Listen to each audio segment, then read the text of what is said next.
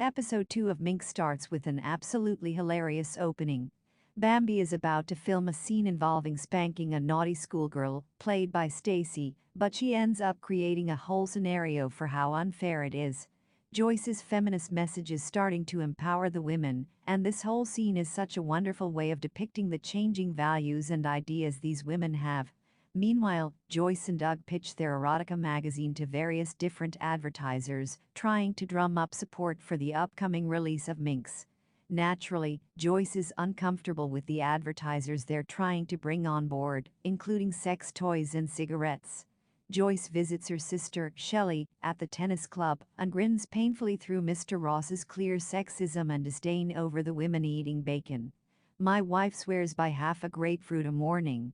While the pair scoff at his statements, they do believe this is a golden opportunity to try and pitch to the businessmen at the club.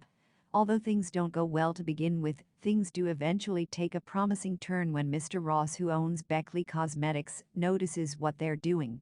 He's intrigued and eventually offers her a meeting with Doug present too.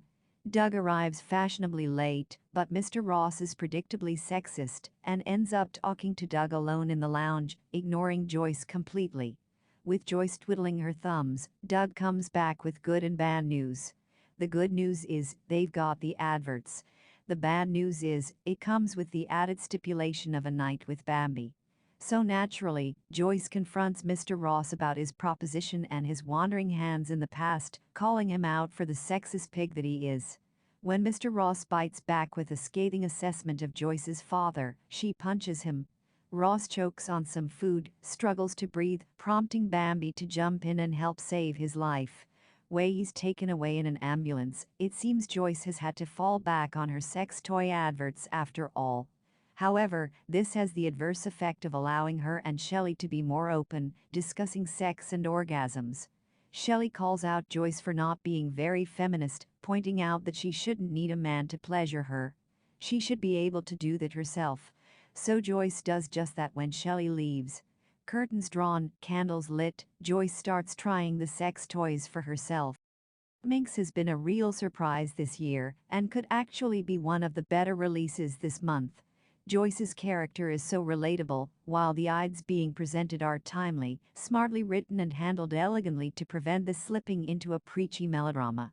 Instead, Minx leans into the comedic side of things while simultaneously showing Joyce expanding her horizons, but still sticking to her ideals of being a feminist. It's a really smart way of writing her character and something that make her instantly likable.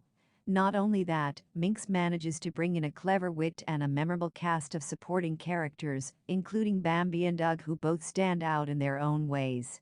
If this is a sign of things to come, Minx could well prove to be one of the bigger surprises this year.